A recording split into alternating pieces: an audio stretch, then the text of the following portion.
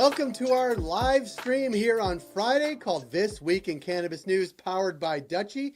Each Friday at 10 a.m. Eastern, we'll deliver an overview of this week's cannabis news. It's quick, it's comprehensive, and it sends you into the weekend as a more informed cannabis professional, and it's all made possible by our friends at Dutchie. You can find and connect with the team at Dutchie through a link in the show notes. Now, let's get to it. Those hoping for federal cannabis reform might find this story interesting. Two of the biggest multi-state operators donated a total of at least $1 million to Trump's inauguration, according to Federal Election Commission records.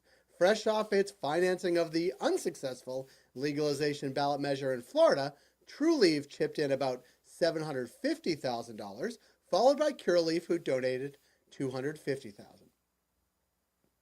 Other news from the Capitol: House Minority Leader Hakeem Jeffries and Representative Dave Joyce, Republican from Ohio, introduced the, get ready for this long name, Preparing Regulators Effectively for a Post-Prohibition Adult Use Regulated Environment Act last week. It's called Prepare, which would direct the Justice Department to establish a framework for regulating cannabis like alcohol. And making the case for the bill, Congressman Joyce, who is the co-chair of the Congressional Cannabis Caucus, said this: "Currently, nearly all 50 states have legalized or enacted cannabis to some degree, bringing us closer to the inevitable end to federal cannabis prohibition."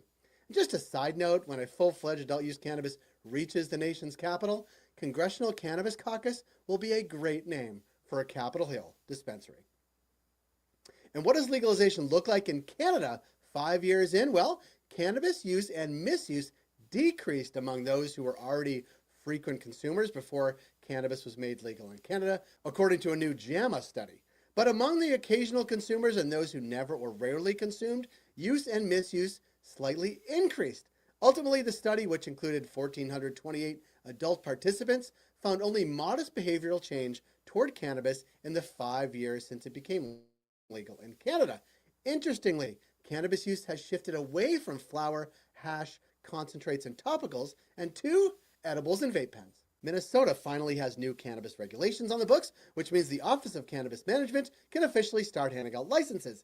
Now, there is a massive pool of micro-business applicants and established companies on tribal lands that will first get a shot at serving Minnesotans before the larger retailers go through a lottery process for licenses this summer.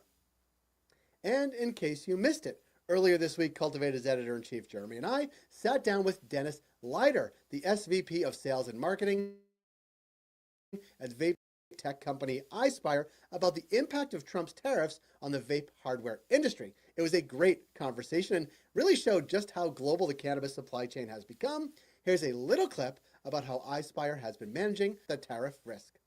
It makes it very volatile. So I think the best we can do is focus on what the current state is, make the best plans possible, and continue to look at how we either mitigate or work around some of these changes that we anticipate forthcoming. But, it requires having that crystal ball. And I would say, fortunately for us, our executive team did a great job of, our crystal ball was clear a year ago, and we opened up our Malaysian manufacturing facility, which has been a big assistance to us in regards to the impact of the tariffs. With our Malaysian manufacturing facility, I feel like it gives us a little bit of stability in regards to what some other organizations may be facing, but it also gives us a unique advantage right now.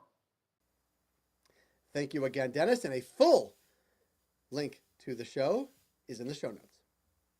And we'll end with one sad thing and one fun thing.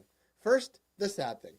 Cannabis financial media publication Green Market Report has shut down. Deborah Borchardt, the site's executive editor, said on LinkedIn that Crane Communications, the ownership group, decided to pull the plug. The entire team will be laid off outside of reporter John Schroyer, who will stay on in Cranes to cover cannabis and other topics, he said.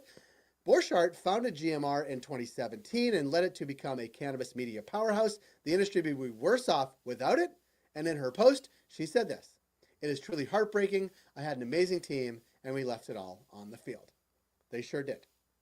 And one fun thing, cannabis has found its way onto the mayoral campaign in the city of New York, and here's the proof.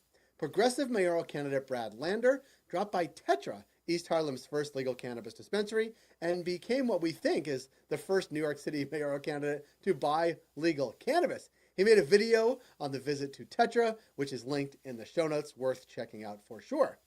Not to be left out, New York City Mayor Eric Adams campaigned at a legal weed shop last week, touting his administration's work at cracking down on the city's illicit and gray market shops. Now, Adams was reportedly unaware that the shop he was visiting, which is called Sweet Life, was previously shut down for selling THC-infused baked goods without a license. This according to a story in the New York Times. All of these stories and much, much more can be found on cultivated.news. That's it for this week in cannabis news, powered by Dutchie. But we'd love for you to follow us on LinkedIn and on YouTube. Check back here every Friday at 10 a.m. Eastern and on our LinkedIn and YouTube channels for this show. And be sure to get our newsletter in your inbox every morning by visiting cultivated.news. And another thank you to our partners at Dutchie, who make this show possible every single week. A link to find out more about Dutchie is in the show notes. And thank you everyone there for your support. Have a great weekend, everybody. We will see you next week.